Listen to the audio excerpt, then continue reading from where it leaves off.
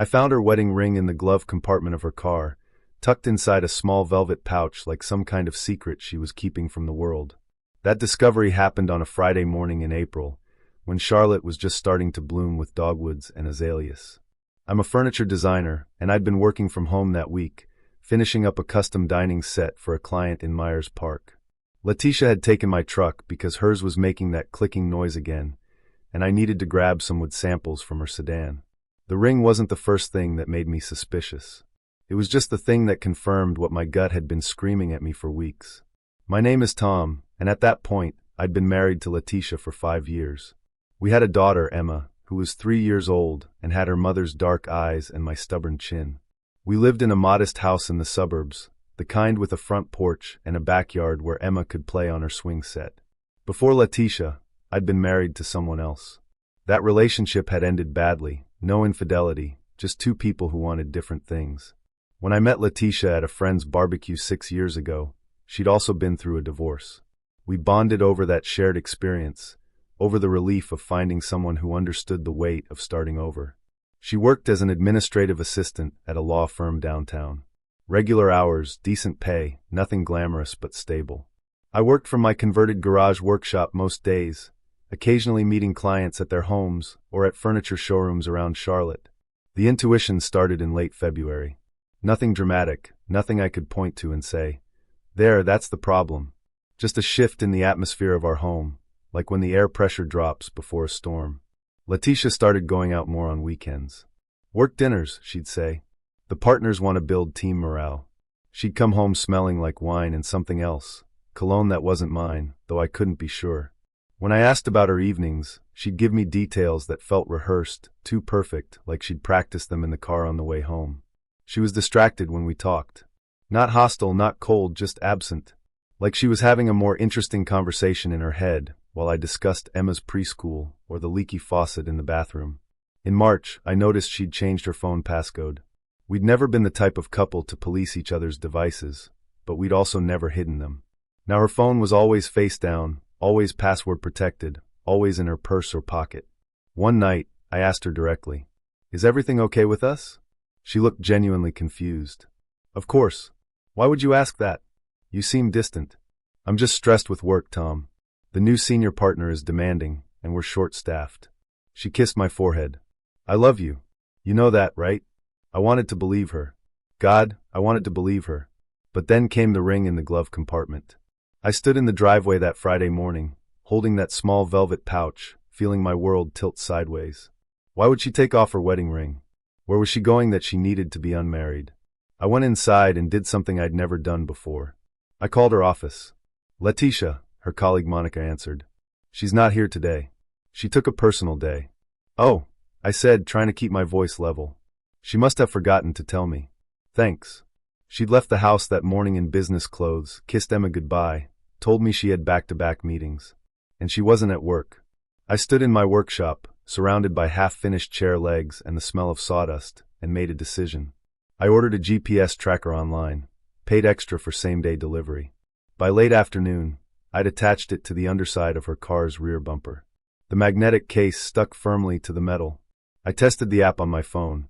A small dot appeared on the map, showing her sedan parked in our driveway. I felt sick doing it. This wasn't who I wanted to be, the suspicious husband, the spy in his own marriage. But the alternative was worse, being the fool who suspected everything and confirmed nothing. That evening, Letitia came home at her normal time. She seemed tired but normal, asked about my day, helped me make dinner for Emma. We ate spaghetti together, the three of us, and if she felt any guilt about wherever she'd been that day, she didn't show it. Over the next 2 weeks, I watched the tracker obsessively. Most days, she went exactly where she said she was going, her office downtown, the grocery store, Emma's preschool for pickup. Normal life, normal patterns. But twice a week, on Tuesdays and Thursdays, she went somewhere else. The dot on my phone would leave downtown Charlotte around noon and head northwest. It would stop at a location about 40 minutes outside the city, in a rural area near Lake Norman. She'd stay there for 3 to 4 hours, then return to the office before heading home. I zoomed in on the location.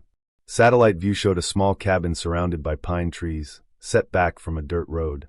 The property records listed it as a vacation rental. My hands shook as I stared at my phone. This was real. This wasn't paranoia or intuition anymore. This was evidence. On the third Thursday, I followed her. I left Emma with my mother, told her I had a meeting with a client. Then I got in my truck and drove northwest, staying far enough behind Letitia's sedan that she wouldn't spot me. The April day was bright and warm, the kind of weather that should have made me happy. Instead, I felt hollow, like someone had scooped out my insides and left only the shell. She turned onto the dirt road. I waited 5 minutes, then followed. The cabin sat in a clearing, modest but well-maintained. Letitia's car was parked next to a beat-up Honda Civic. I pulled over behind a cluster of trees about 100 yards away, where I could see the cabin but wouldn't be easily spotted. I waited. 20 minutes later, the cabin door opened. Letitia stepped out, and she wasn't alone. The man with her was tall and lean, with dark hair pulled into a small ponytail. He wore jeans and a button-down shirt, and even from a distance, I could see the easy familiarity between them. He said something that made her laugh, that real laugh of hers, the one I hadn't heard in months. She touched his arm, and he pulled her close, kissed her in a way that made it clear this wasn't new, wasn't a first-time thing. I sat in my truck and watched my wife kiss another man, and I felt something inside me break clean in half. I didn't confront them. Not then. Instead, I started my truck and drove back to Charlotte, my mind racing through everything I thought I knew about my marriage. Over the next few days, I did research. I found out the man's name was John. He was a musician who played guitar and piano at a restaurant called Lucia's in uptown Charlotte, one of those places with dim lighting and Italian food and live music on the weekends. I checked Letitia's credit card statements and found multiple charges there over the past 4 months, always on Friday or Saturday nights, always when she'd told me she was having work dinners. I went to Lucia's on a Friday night, sat at the bar and watched him play. He was talented, I had to admit. His fingers moved across the guitar strings with practiced ease, and his voice was smooth, almost hypnotic. I watched women in the restaurant glance at him with interest, and I understood the appeal. What I didn't understand was why Letitia would risk everything, our family, our home, our daughter, for this. I also started investigating their previous marriages. It wasn't difficult. Public records told me most of what I needed to know. Letitia's first husband, a man named Oliver, had filed for divorce citing irreconcilable differences. The divorce was finalized 7 years ago, before I met her. I tracked Oliver down through social media and sent him a careful message. We met for coffee on a Saturday afternoon at a place in South End. Oliver was a quiet guy, an accountant, probably a few years older than me. He seemed surprised by my request but willing to talk. "Why did your marriage to Letitia end?" I asked. He stirred his coffee slowly. "That's a complicated question. I have time." He sighed. She's someone who needs excitement. When we first got together, everything was passionate and intense. But after a few years, when things settled into routine, she got restless. She said she felt trapped. She wanted spontaneity, adventure, things I couldn't give her because I had a regular job and regular hours and regular expectations. "Did she cheat on you?" Oliver looked at me for a long moment. I could never prove it, but yes, I think she did. Toward the end, she was distant, secretive. She'd disappear for hours and have explanations that didn't quite add up. By the time I realized what was probably happening, I was too tired to fight. I just wanted out. I felt cold. Why didn't you accuse her? Because I didn't want to be that guy. And because part of me wondered if I was wrong, if I was being paranoid. He paused. "Are you asking me this because—" "Yeah," I said. "I am." He nodded slowly. "I'm sorry. I really am. She's not a bad person, Tom. She can't seem to be satisfied with what she has. There's always something else, something more exciting just out of reach."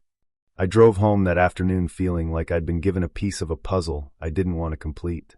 That night, after Emma was asleep, I sat Letitia down in our living room. "We need to talk," I said. She looked up from her laptop, concerned. "What's wrong?" "I know about John." The color drained from her face. For a moment, she just stared at me, and I could see her mind working, trying to figure out how much I knew, what she could deny, what she had to admit. "Tom." "Don't," I said. "Don't insult me by lying.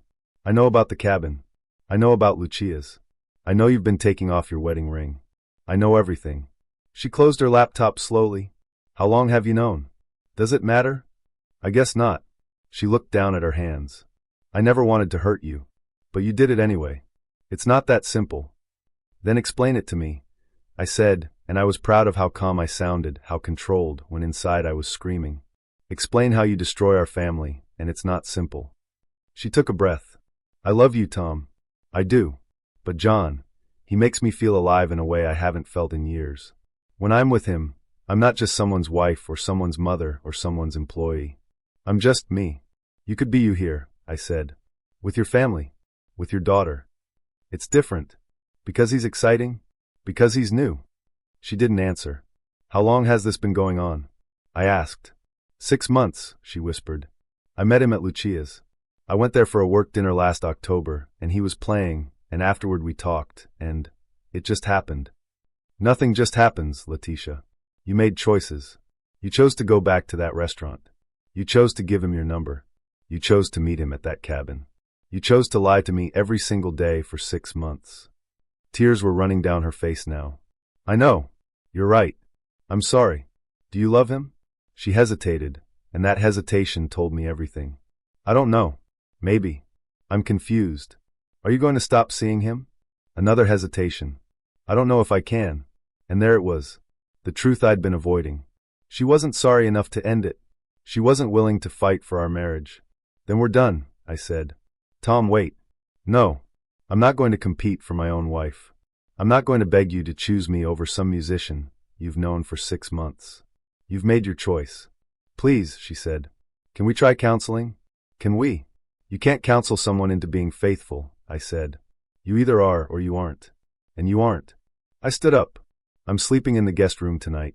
Tomorrow, I'm calling a lawyer. You should do the same. She sat on the couch, crying, and I walked away. It was one of the hardest things I'd ever done, but I did it. The next morning, I called Jonathan, a lawyer I'd done some furniture work for a couple of years ago. He agreed to meet me that afternoon. I need a divorce, I told him, and I need to make sure my daughter is protected. Jonathan was in his 50s, experienced and pragmatic. Tell me everything. I did. I showed him the GPS tracker data, the credit card statements, the timeline I'd built. He listened carefully, taking notes. This is good evidence, he said. North Carolina is an equitable distribution state, which means assets are divided fairly, not necessarily equally. The infidelity might not impact property division much, but it could affect custody and alimony.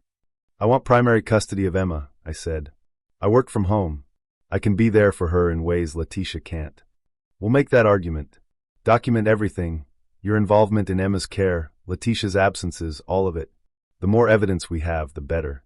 Over the next few weeks, I did exactly that. I kept detailed records of every time I took Emma to preschool, every meal I made, every bedtime story I read. I documented every time Letitia came home late or went out for unexplained meetings. Letitia hired her own lawyer, a woman named Catherine who had a reputation for being aggressive. The divorce process began in earnest. But I wasn't satisfied with just getting divorced. What Letitia had done, the lying, the betrayal, the casual destruction of our family, it deserved more than just legal paperwork. I started planning. First, I needed to know more about John. I hired a private investigator, not a detective, just a guy who specialized in background checks and surveillance. His name was Frank, and he was discreet and thorough. Frank came back with interesting information. John wasn't just a restaurant musician. He had a pattern. Over the past 5 years, he'd been involved with at least 3 married women. One of those relationships had ended with the woman leaving her husband. Another had ended when the husband found out and threatened John. The third had simply fizzled out.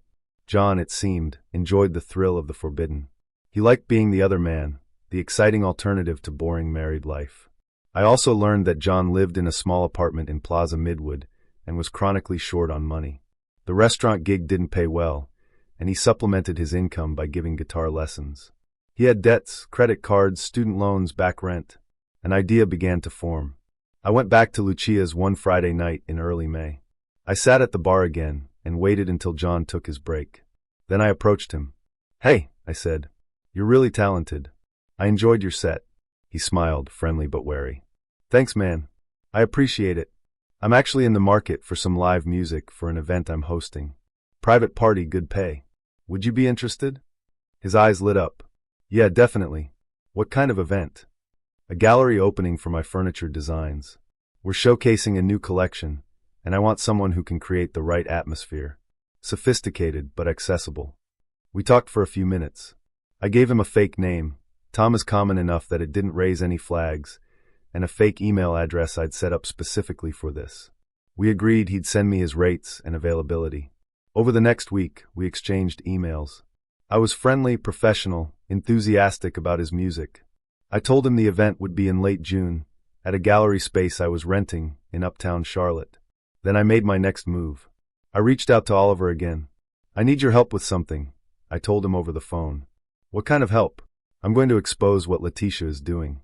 Not just to hurt her, but to make sure everyone knows the truth about who she really is.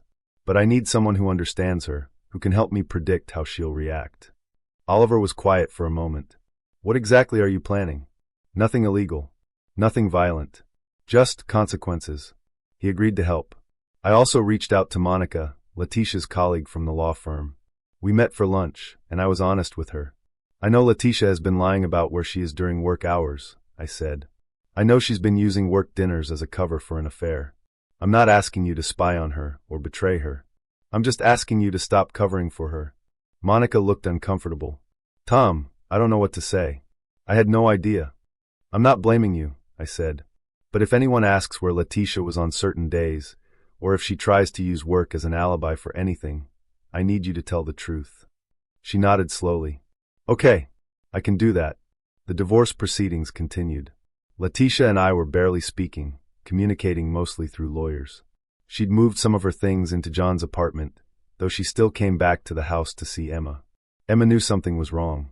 She asked me one night why Mommy was sleeping somewhere else. "Sometimes grown-ups need space to figure things out," I told her, brushing her hair back from her face. "But Mommy and Daddy both love you very much. That will never change. Are you and Mommy going to stop being married?" I couldn't lie to her. "Probably, sweetheart. But we'll both still be your parents. We'll both still take care of you." She looked sad but accepting, in the way children sometimes do. Okay. In mid-June, I put my plan into action. I'd been documenting Letitia's movements through the GPS tracker this entire time. I had a detailed record of every visit to the cabin, every night spent at John's apartment, every lie she'd told about her whereabouts. I compiled all of it into a comprehensive document: dates, times, locations, photographs I'd taken of her car parked outside the cabin, screenshots of credit card statements, everything. Then I sent copies to specific people. First, to Letitia's parents. They lived in Raleigh and had always been kind to me. They adored Emma. The package I sent them included a letter explaining everything, along with the evidence. Second, to Letitia's boss at the law firm. I included documentation of all the times she'd lied about being at work, all the personal days she'd taken to meet John at the cabin. I pointed out that she'd been using company time for personal affairs and had been dishonest with her colleagues. Third, to several of Letitia's close friends. Not all of them. I wasn't trying to destroy her entire social network, but the ones I knew would be hurt by her deception, the ones who had asked me how our marriage was doing and whom Letitia had lied to. Fourth, and this was the most important part, I sent everything to John's employer at Lucia's. I included a letter explaining that John had a pattern of pursuing married women, that he was currently involved with a married mother who was neglecting her responsibilities to her child, and that this behavior reflected poorly on their establishment. I suggested they might want to reconsider his employment. I also sent a package to John himself. This one included all the same evidence, plus a note. "You thought this was a fun secret. Now everyone knows. Was it worth it?" Finally, I created a private website, nothing public, nothing searchable, just a password-protected page that laid out the entire story. I gave the password to everyone I'd sent packages to, so they could see the full scope of what had been happening. Then I waited. The response was immediate and overwhelming. Letitia's parents called me first. Her mother was crying. "Tom, we had no idea. We are so sorry. We never would have imagined Letitia would do something like this." "I know," I said. "She's good at hiding things. What can we do? How can we help?" "Just be there for Emma," I said. "She's going to need her grandparents." Letitia's boss called her into his office. Monica later told me that Letitia had been given a formal warning for misrepresenting her whereabouts and misusing work time. She wasn't fired, they needed her, and technically she hadn't broken any laws, but her reputation at the firm was damaged. Several of Letitia's friends reached out to me. Some were supportive, expressing shock and sympathy. Others were angry at me for airing dirty laundry. I accepted both reactions calmly. But the biggest impact was on John. Lucia's fired him 3 days after receiving my package. They released a brief statement saying they'd decided to go in a different direction with their live music, but everyone who knew what had happened understood the real reason. Without his restaurant gig, John's income dried up. He couldn't afford his apartment anymore. His reputation in Charlotte's music scene took a hit. Word spread quickly about why he'd been let go, and other venues were hesitant to hire someone with his baggage. Letitia was furious. She called me repeatedly, screaming about how I'd ruined John's life, how I was vindictive and cruel, how I'd gone too far. "You destroyed our family," I said calmly. "I just made sure there were consequences." "You're a monster," she said. "No," I replied. "I'm just someone who's tired of being lied to." She tried to use my actions against me in the divorce proceedings, arguing that I was unstable and vengeful. But Jonathan was prepared. He pointed out that everything I'd sent was true, that I hadn't lied or fabricated anything, that I'd simply shared facts with people who had a right to know them. The judge wasn't impressed with Letitia's argument. In fact, the evidence of her infidelity and dishonesty worked against her. In August, the divorce was finalized. I got primary custody of Emma, with Letitia having visitation rights every other weekend and 1 evening per week. The house was sold, and we split the proceeds. We divided our other assets equally: cars, savings, furniture. It was all remarkably clean, considering. Letitia moved in with John permanently. They found a cheaper apartment together in a less desirable part of town. John picked up sporadic gigs at smaller venues, but his income was unstable. Letitia's salary from the law firm kept them afloat, but just barely. I bought a smaller house closer to Emma's preschool, with a workshop in the back where I could continue my furniture design business. I focused on being the best father I could be, on creating a stable, loving home for my daughter. Emma adjusted better than I'd expected. She had her moments of sadness, of confusion, but children are resilient. She seemed happier, actually, now that she wasn't living in a house full of tension and unspoken resentment. I heard through mutual acquaintances that Letitia and John's relationship was struggling. The thrill of the forbidden romance had worn off, and they were left with the reality of being two people with financial problems and a complicated situation. John resented that Letitia's daughter came first in her life. Letitia resented that John couldn't provide the excitement he'd once promised now that he was just her broke, unemployed boyfriend instead of her secret lover. I'd learned something from the whole experience. That love isn't enough if there's no respect, no honesty, no commitment to the hard work of staying together when things get routine and difficult. Letitia had wanted excitement, adventure, the rush of something new. She'd been willing to sacrifice everything stable and real for that feeling. But feelings fade. Excitement dims. And then you're left with the consequences of your choices. That made everything worth it. By December, I heard that Letitia and John had broken up. He'd moved back to his home state of Tennessee, trying to restart his music career somewhere without the baggage of Charlotte. Letitia was living alone in a small apartment, working at the law firm, seeing Emma on her scheduled days. I didn't feel triumphant hearing this news. I didn't feel victorious. I just felt resolved, like a chapter of my life had closed, messy and painful, but closed nonetheless. I was dating someone new by then, a woman named Rebecca, who owned a bookstore in Myers Park. We were taking things slow, learning each other, building something on a foundation of honesty from the start. Emma liked her. That mattered more than anything. The divorce, the betrayal, the pain, it had all been real and devastating. But it hadn't destroyed me. If anything, it had forced me to become stronger, more aware, more intentional about the life I wanted to build. Not perfect, not without scars. But okay. Thank you for watching the video to the end. YouTube may no longer suggest my channel to you, so subscribe to it to receive new interesting stories. You will also help the channel grow and improve the quality of its content. A playlist with other interesting stories that you can listen to is now displayed on the screen. You can also write in the comments what stories you would like to see on the channel.